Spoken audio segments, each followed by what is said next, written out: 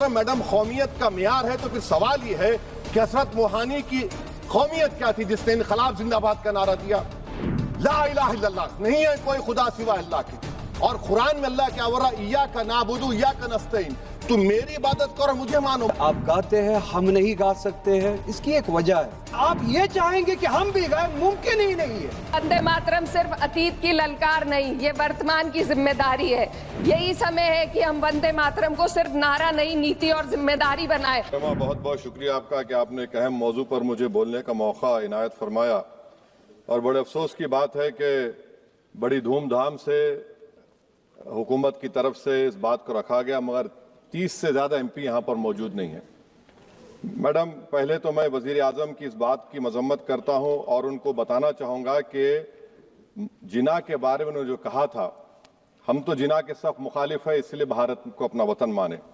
मगर 42 में आपके प्यारे वीर और जिना की पार्टी ने नॉर्थ वेस्ट फ्रंटियर, सिंध और बंगाल में मिलकर हुकूमत चलाई और उस हुकूमत ने 1.5 लाख हिंदू और मुसलमानों को अंग्रेजों की फौज में शामिल कराया ताकि वो लड़े। तो किसी शायर ने अच्छा कहा था वजीर आजम के बारे में कि फरेब देकर जमाने को पारसा ना बनिए, इन्हें कहो कि वो बंदा बने खुदा ना बने, अमीर शहर यही चाहता या हजरत कि हमारी चीख गले में रहे सदा ना बने। दूसरी बात मैडम, हमारे वजीर दिफा जनाब राजनाथ सिंह साहब ने बड़ा ही अजीब व गरीब और तकलीफ दे बात कही उम्मुल मोमिनीन के बारे में और उम्मुल किताब के बारे में। उम्मुल मोमिनीन उनको कहते हैं जो हमारे प्रॉफिट मोहम्मद सल्लल्लाहु अलैहि वसल्लम की वाइफ हैं। वो हम तमाम मुसलमानों की माँ, हम उनको तस्वुर करते हैं, मगर हम उनकी इबादत नहीं करते। हम अपनी माँ की इबादत नहीं करते। उम्मुल किताब कुरान है, हम कुरान की इबादत नहीं करते। कुरान अल्लाह का बिजावा कलाम है।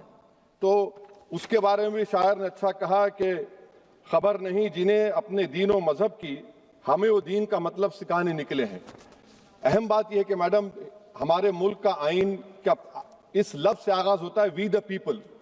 इसका आगाज भारत माता के नाम से नहीं होता है। हमारे संविधान का जो प्रियम्बल है वो क्या कहता है, liberty of thought, expression, belief, faith and worship.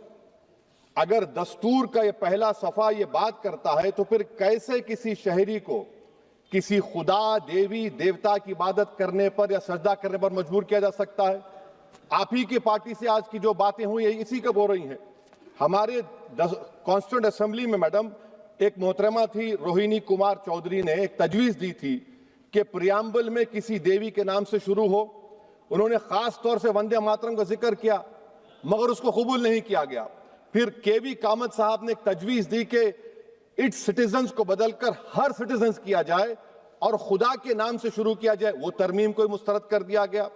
हमारे संविधान का उसूल यह है कि भारत क्या है, उसकी अवाम है, अवामी कानून की मुसन्निफ है, अवाम की मर्जी से सबसे बालातर है, अवामी हाकिम है। मुल्क किसी खुदा, देवी, देवता, मजहबी इलामत के नाम से नहीं चलता, ना मुल्क किसी एक मजहब की मिल्कियत है। इसीलिए बाबा साहब अम्बेडकर ने क्या कहा था, उन्होंने मदर इंडिया के नजरिए को मुस्तरद किया। बाबा साहब ने एक नई इस्तिलाह वजह कर दी और कहा कि भैक्षित भारत, ये बाबा साहब अम्बेडकर ने कहा। अब मैडम, अगर मजहबी आजादी इस आइन का बुनियादी उसूल है तो सवाल ये पैदा होता है कि उस वक्त हमारे जो कॉन्स्टिट्यूंट असेंबली के प्रेसिडेंट थे जनाब राजेंद्र प्रसाद साहब ने किस बुनियाद पर वंदे मातरम को कौमी तराना करार दिया? ना तो कोई सेक्यूर रेजोल्यूशन है इसके बारे में। मैडम, मैं आपको बताना चाहूंगा कि जुडिशरी क्या कहती है।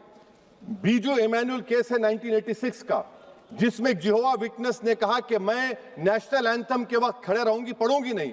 सुप्रीम कोर्ट ने कहा कि उसने कोई गुनाह नहीं किया। वहीं एक 2017 का केस है अश्विनी उपाध्याय का केस सुप्रीम कोर्ट का, उन्होंने कहा गाइडलाइंस दिए जाएं वंदे मातरम पर, सुप्रीम कोर्ट ने नहीं कह दिया। फिर आप आ जाइए madam, prevention of insult act national 1971, इसमें नेशनल सॉन्ग नहीं है, सिर्फ नेशनल एम्बलम और आपका नेशनल एंथम है। फिर आप आ जाइए 40th अमेंडमेंट आर्टिकल 51 है, 76 में पास हुआ, उसमें भी इसका कोई जिक्र नहीं है।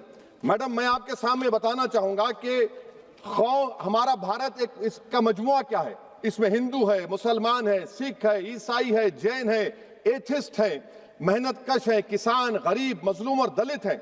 मगर अगर जो तकारीर आज हमने यहाँ पर सुनी और बाहर जो सुनते हैं, अगर भारत को देवी कहने और उसके आगे सजदा करने तो दरअसल कौम परस्ती को, वतन से मोहब्बत को मजहब में तब्दील कर रहे, और फिर यहां पर बोल रहे कि अगर भारत में रहना है तो वंदे मातरम गाना पड़ेगा। भाई ये तो संविधान के खिलाफ है, सुप्रीम कोर्ट के जजमेंट के खिलाफ है।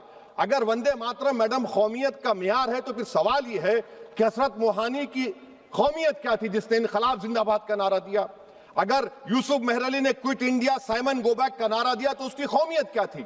अगर हैदराबाद से मौलवी अलाउद्दीन जो मक्का मस्जिद का पहला मुजरिम है काला पानी में, और तूरेबाज खान जो मारकर लाश को लटका दिया गया था हैदराबाद में 8 दिन तक, उसकी कौमियत क्या थी?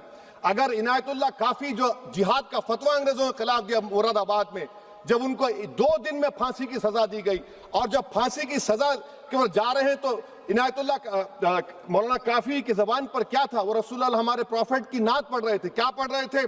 कोई गुल बाकी रहेगा ना चमन रह जाएगा, पर रसूलुल्लाह का दीन हसन रह जाएगा। तो उनकी कौमियत क्या थी? माल्टा की जेल में महमूदुल हसन, हुसैन अहमद मदनी 6 महीने माल्टा की जेल की ग्राउंड में पड़े रहे, उनकी कौमियत क्या थी? अल्लामा फजले खैराबादी का वो सेल काला पानी का पुकार कर से पूछ रहा है, जो वहीं पर मर गए, खबर वहां पर है, बताओ मेरी कौमियत क्या थी? मैडम, मैं एक मुसलमान हूं, मैं इस्लाम को मानने वाला बावकार इंसान हूं, और मेरे मजहब की बुनियादी तालीम तौहीद है, ला इलाहा इल्लल्लाह, नहीं है कोई खुदा सिवा अल्लाह के। और कुरान में अल्लाह क्या बोल रहा? इय्याका नाबुदु इय्याका नस्तईन, तुम मेरी इबादत करो, मुझे मानो। मुझे कहां से मिल रहा? आर्टिकल 25 से मिल रहा है। मुझे कहां से मिल रहा है? Liberty of thought, expression, belief, faith and worship से मिल रहा है। तो इसको जोड़ना ये बहुत ही खतरनाक होगा। और हमारे प्रॉफेट मोहम्मद सल्लल्लाहु अलैहि वसल्लम जब मदीने को गए तो उन्होंने उस वतन के लिए दुआ की, कहा कि अल्लाह मदीने की मोहब्बत हमारे दिलों में और इजाफा कर दे, मक्के से ज्यादा कर दे। तो ये इस्लाम, मुसलमान होना, हमारे ईमान में मुल्क की मोहब्बत बीच में नहीं आती, और मुल्क से मोहब्बत है और रहेगी हमेशा, क्योंकि ये अजीम कुर्बानियां यहां पर शामिल